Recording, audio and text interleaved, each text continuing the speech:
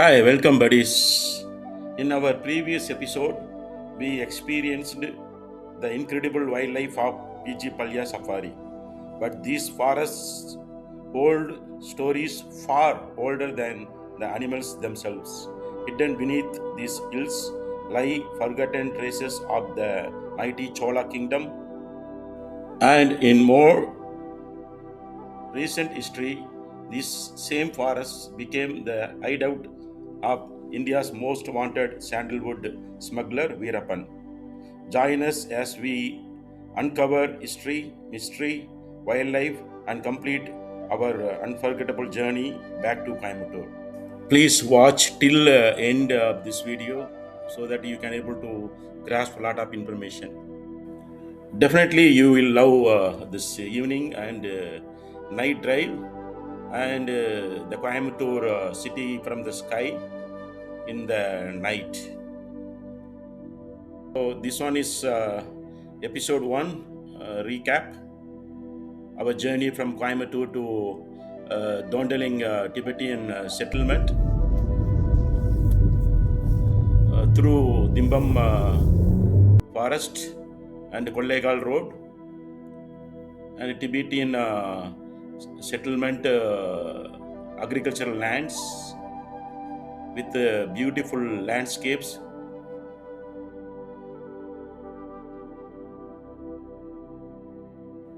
This one is the recap of episode 2 with the two Tibetan monasteries we saw. Docheng monastery, inside the monastery, then Thana monastery. Behind the BRT hills. This one is a recap of the episode 3 with wild animals we spotted. And in this episode, we're going to see some more wildlife as well as the story of Chola Kingdom and Veerappan. Welcome to World Vision's channel. Support my channel and subscribe, please.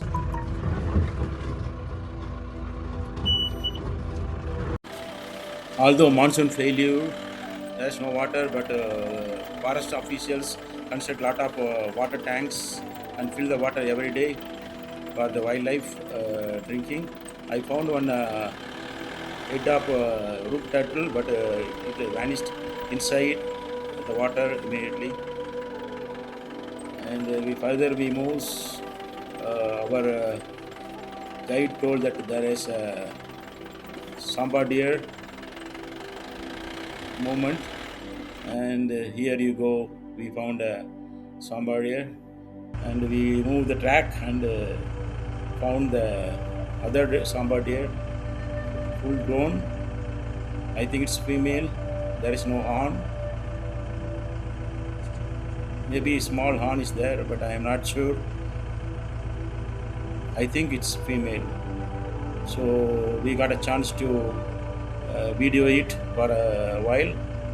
And driver says that there is something's hiding inside, but we could not find anything. And we went to one water hole, and our forest ranger shared one of his video that during his forest guarding time, almost like 3 days before. It's really a heart-beating moment. Thanks, Mr. Shivakumar, for sharing this video to my channel. And, we move to the different tracks.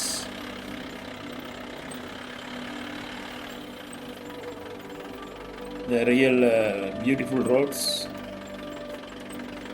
uphill and downhill, all the way. And there is one rock on the right side.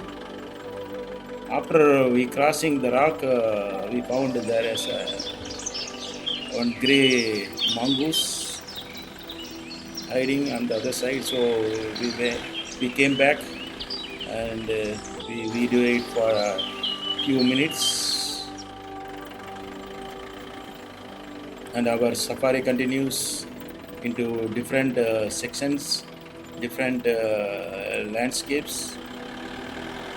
We saw a lot of peacocks flying like this one, all shy animals disappear after looking at our jeep or hearing a jeep sound itself very far away. They are hiding out. And here one spotted deer relaxedly walking into the jungle. And I'm thinking about the dhole, the wild dog of India. But luckily we spot black bear, Asian black bear. It was sitting for a while. After seeing us, it went inside. We thought it's going to attack spotted deer, but anyway, vanished inside the bush. Further, we traveled the leopard area, but leopard usually camouflage in the during the daytime, and it will come out only in the early mornings and night time, as it is nocturnal. So the night time only will catch spotted deer or small deers.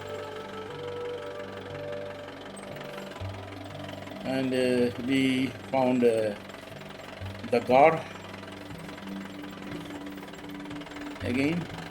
Only two gars, both of them males, little aged, confused to where to go.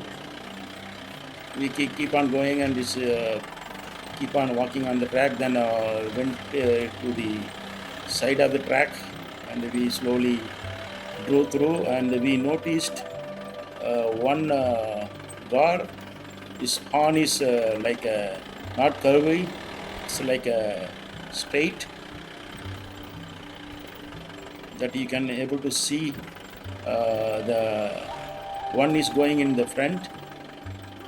His horn is not normal, usual. His horn is like a lengthy. It's not curvy.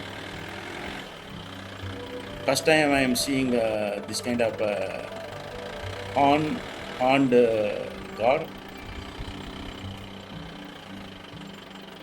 So it's really, but we are lucky to see this state horned gar, which is little less hesitant to get inside the forest. But other one went in and started staring on us.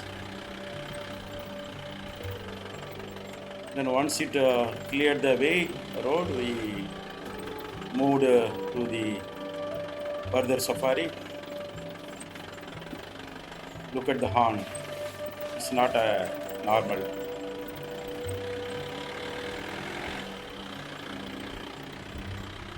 More our adventure continues. I expressed that why we couldn't see predator. That guide told me that he has some clips that he will share it to me. So I'm very much eager to see his clips and images. On the way, we found a skeleton of a deer, spotted deer. It shows about 10 days before kill by some of the predators, eaten everything, leaving only the skin and the bones. Nature wastes nothing. Once predators finish their meal, only the bones and hide remain. Now it's a time to see the clips and the videos of forest department CCTV footage, images they taken during their forest patrols. Here you go. It's back on the top of one of the water holes.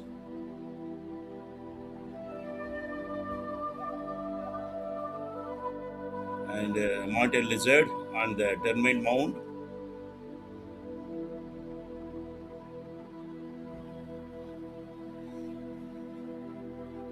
changeable hawk eagle,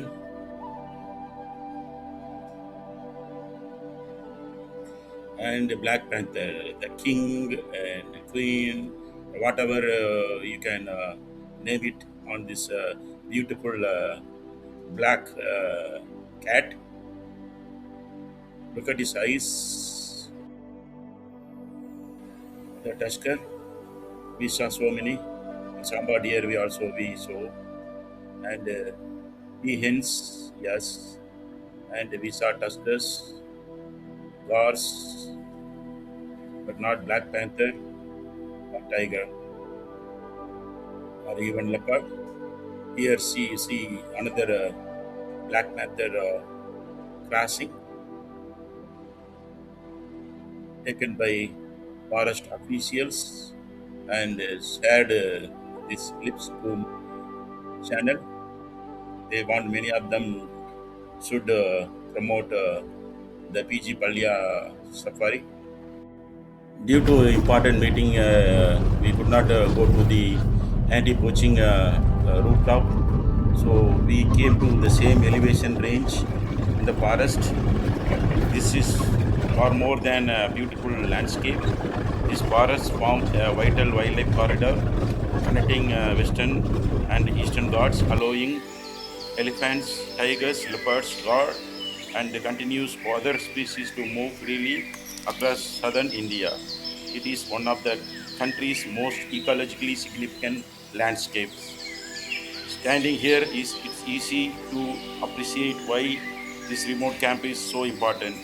Day and night, dedicated forest guards and anti-poaching staff watch over this forest, protecting wildlife from illegal hunting, timber smuggling, and other threats. Their constant presence plays a crucial role in conserving this priceless ecosystem. Anti-poaching across Karnataka protected landscapes. As the cool mountain breeze sweeps across the hills and birds' song echoes through the valleys, you can truly feel the untouched spirit of nature. Every ridge, every valley, and every forest canopy tells a story of survival, conservation, and hope. From the rooftop or the elevation in the jungle, we are not just looking at a forest, we are witnessing one of India's last great wilderness, a place where nature still reigns supreme and where every sunrise brings a reward promise to protect the incredible wildlife of MMLs for generations to come. Thanks to Forest Department to sharing this drone view. PG Palya near Lokanahalli in the Kollegal MM Mills landscape of Karnataka lies within one of South India's oldest continuously inhabited forest regions. Although there is no archaeological evidence that PG Palya itself was a Chola capital or a major Chola administrative center, the surrounding region was influenced at different times by the Western Ganga dynasty, the Cholas, the Hoysalas, and later the Vijayanagara Empire. Numerous hero stones, megalithic burials, and ancient settlement remains have been discovered across the Chamarajnagar Kollegal region, showing that people have lived here over for over 2000 years. Chola ruled around PG Palya 10th to 12th century CE. During the regions of Rajaraja Sola I and Rajendra Sola I, the Chola Empire expanded into southern Karnataka after defeating the western Gangas. The forests around present-day PG Palya were important because they protected trade routes between Tamil Nadu and Mysore, produced valuable forest products such as sandalwood, honey, medicinal plants, ivory, and timber. Served as elephant catching grounds for the Royal Army, connected the Kaveri Valley with Kongunadu, western Tamil Nadu, Rather than building huge cities inside dense forests, the Cholas governed these areas through local chiefs and collected taxes and protected the trade routes.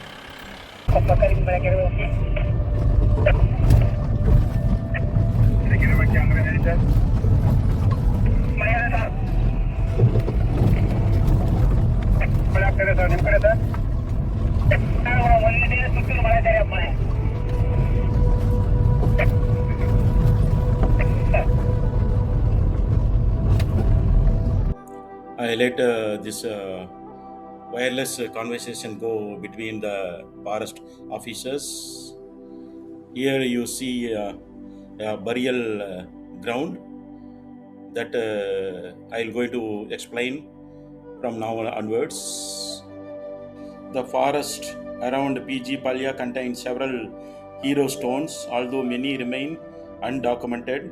These memorials were erected for warriors who died while defending villages, protecting cattle, fighting bandits, resisting wild animals, guarding trade caravans. There are some carvings: warrior with sword, spear, shield, horse, sun and moon, Shivalinga or other deity. Some contain inscriptions naming the warrior and the local ruler. Hero stones were especially common in Chola, Ganga, and Hoysala periods. The forest around MM Mills and PG Palya also contains much older burial monuments. And we listening some story from Sivakumar as well. One fascinating aspect of this region is the presence of old grain storage traditions. The forest frontier frequently experienced drought, warfare, cattle raids, elephant damage to crops. Therefore, villages maintained emergency grain reserves. People stored grains such as ragi, little millet, foxtail millet, horse gram, paddy, cowpea, underground clay-lined pits, large earthen jars, bamboo bins coated with mud and cow dung, stone-lined storage pits like this. There were often located near villages rather than deep inside the forest. Millets were prepared because they remained edible for several years if they kept dry. The Cholas also maintained the public granaries in agricultural regions to ensure food security during famine or war. Let's continue graveyard stones inside the forest. These stones belong mainly to the Iron Age and the megalithic period, about 1000 BCE to 300 BCE. Common types include dolmens, cairn circles, cyst burials, menhirs, tall standing stones erected as memorial markers. Archaeological believe many tribal communities continued respecting these sacred places for centuries. Some later hero stones were even erected beside much older megalithic monuments, showing continuity of local traditions.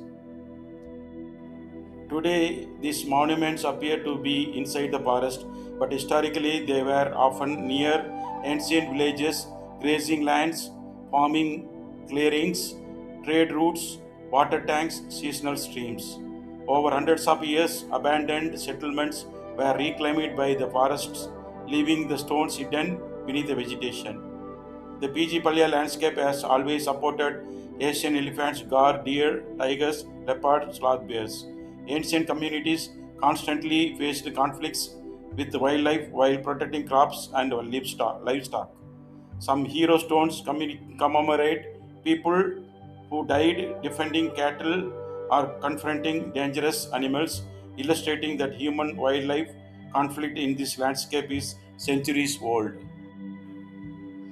Interesting facts of my documentary is people have lived in the PG Palya MM Mills landscape for over 2500 years. The Cholas ruled this region through local chiefs rather than building major cities inside the forests. Emergency grain pits stored ragi, millets, and paddy to survive droughts and wartime.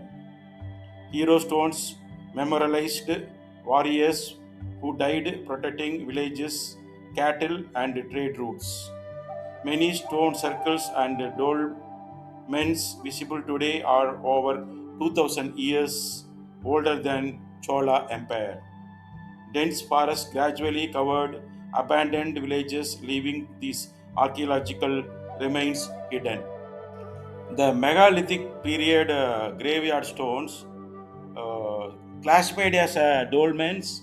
Dolmens means large stone burial chambers made from huge granite slabs.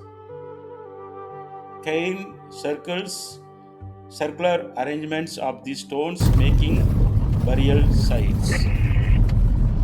Schist burials, rectangular underground stone chambers. Men hires, as I told, it's a tall standing stones erected as memorial markers. If you go through the literature, you will get more in-depth knowledge about Chola's regime in PG Palya, and the old cities now become forests. Further, I would like to emphasize about Veerappan's story related to this forest. Definitely, you may love it. Until I show the Veerappan story, please stay tuned. I'm going to explain about the story immediately after this clips.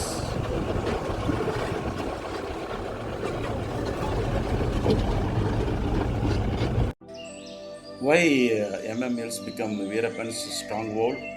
During the 1980s and 1990s, the forests of MMLs, BRT Hills, Satyamangalam, Mudumalai, and Bandipur formed a continuous forest covering nearly 10,000 square kilometers. There were very few roads, steep valleys, rocky hills, caves, and dense vegetation. Veerappan knew this terrain extremely well from childhood, allowing him to disappear into the forest whenever security forces approached. Illegal sandalwood smuggling by him. The forest around MM Hills naturally contain valuable Indian sandalwood trees. Veerappan and his gang identified mature sandalwood trees deep inside the forest, cut them mainly at the night to avoid detection, remove the fragrant hardwood and roots, which were the most valuable parts, used bullock carts, pack animals, and sometimes human carriers to transport the wood through hidden forest paths. Smuggled the sandalwood to illegal traders operating in Karnataka and Tamil Nadu. Authorities estimate that he smuggled hundreds of tons of sandalwood over many years, causing major economic losses to the government. Elephant poaching. Before sandalwood became his primary business, Veerappan was heavily involved in elephant poaching. His gang tracked elephant herds across MM Mills and neighboring forests, sought elephants for their ivory tusks, removed the tusks, and left the carcasses behind, sold the ivory through illegal wildlife trafficking networks. He is believed to have been responsible for the killing of well over 100 elephants, making him one of India's most notorious wildlife criminals. Rather than living in one permanent camp, Veerappan constantly shifted locations. His camps were usually inside dense bamboo forests, near streams with reliable water, on hilltops that provided a clear view of approaching people, close to escape routes leading him Tamil Nadu. The gang often stayed only a few days before moving to a new location. Knowledge of the forest. Veerappan possessed extraordinary knowledge of the landscape. He knew seasonal waterholes, elephant and tiger trails, hidden mountain passes, remote villages and footpaths, natural caves and ravines. This local knowledge helped him evade capture for nearly 2 decades. Today's PG Palya Safari lies within their larger forest ecosystem, although there is no verified evidence that PG Palya itself was one of Veerappan's permanent campus. The surrounding forests were part of the routes his gang could use while traveling between MM Hills, BRT Hills, Satyamangalam, Mudumalai, Bandipur. This is why the entire region was considered strategically important during operation to capture Veerappan. Encounters with the special task force because Veerappan's movements, Karnataka and Tamil Nadu establishment, numerous STF campus around MM Mills were formed, roads were regularly checked, forest patrols increased dramatically, villages near the forest were monitored for information, helicopters and tracking dogs were occasionally used during large search operations. Despite, despite these efforts, his familiarity within the forest enabled him to avoid capture for many years. After years of investigation and operations, Veerappan was killed in 18th October 2004 during Operation Cocoon, an STF operation in Tamil Nadu. His death marked the end of one of India's longest and most expensive manhunts. Today, these forests echo with the calls of elephants, birds, and deer. But just a few decades ago, the same valleys witnessed one of India's most dramatic manhunts. The dense forests of MM Mills provided cover for infamous sandalwood smuggler Veerappan, whose gang illegally felled valuable sandalwood trees, poached elephants for ivory, and moved through these rugged hills to evade capture. Fortunately, those dark days are over. Today, MM Mills and the surrounding forest stands as a symbol of wildlife conservation, where visitors come not for fear but to experience the incredible biodiversity of this remarkable landscape. Would like to conclude our this epic journey with Safari, Chola Kingdom, and Veerappan story coming to the conclusion with Asian green bee eater. It's on the way in our exit track, and we are driving back to Coimbatore. This is the Palayam, the main junction for the Tibetan settlement, and one of the landscape with Tibetan settlement, BRT hills, and the covering clouds, just soothing our eyes and rejuvenate and release our minds. As our unforgettable wildlife safari comes to an end, the adventure is far from over. Every journey through these forests has a story to tell. And now it's a time to witness one final masterpiece created by nature.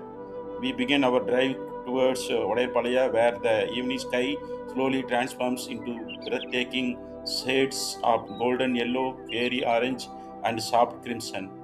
In the distance, the majestic BRT hills stands silently, their rolling landscapes glowing under the last rays of the setting sun. It's one of those magical moments that reminds us how beautiful and peaceful nature truly is.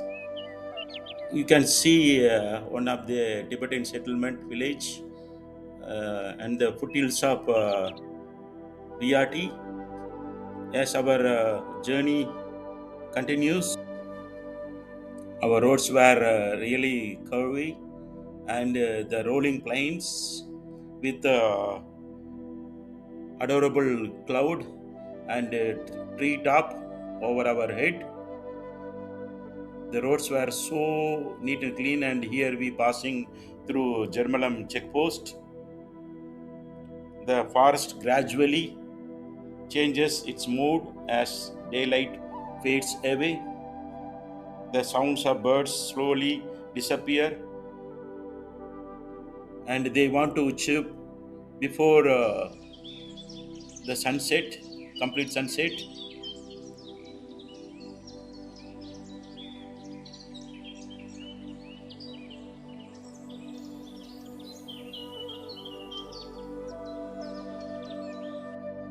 And now the wilderness prepares itself for another mysterious night.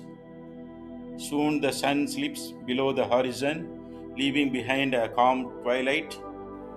We continue our drive along the scenic Kollegal Hasanur road, surrounded by dense forests that have witnessed countless stories of wildlife over the years. Our heart beats with maximum range. What kind of animal going to cross the road or going to encounter us? But we couldn't see anything except the sign boards. But a little further, several vehicles stopped along the roadside. Naturally, our curiosity grows. Word spreads that someone has spotted a wild elephant nearby. We slow down, scanning every corner of the forest with excitement, hoping to catch a glimpse of this magnificent giant.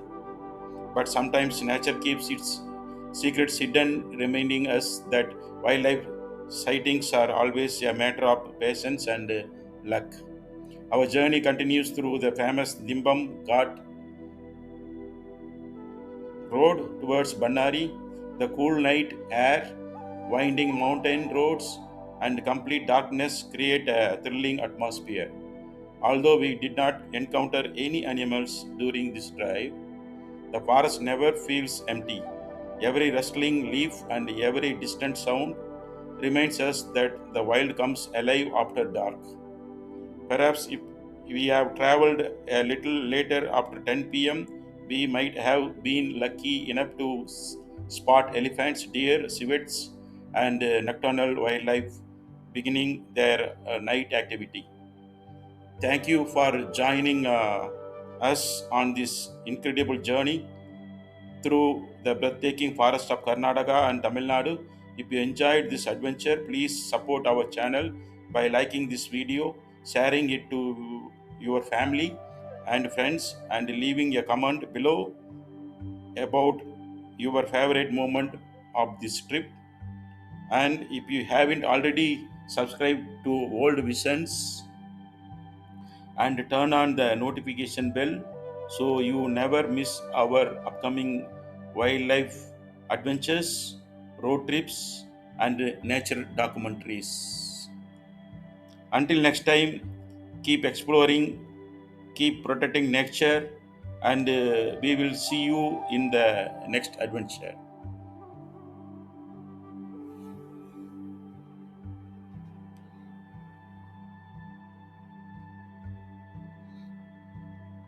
We are in the final stretch. We reached the plains up Bannari area, and from here we're going to heading to Bhavanisagar Dam, Annur, and finally to Coimbatore.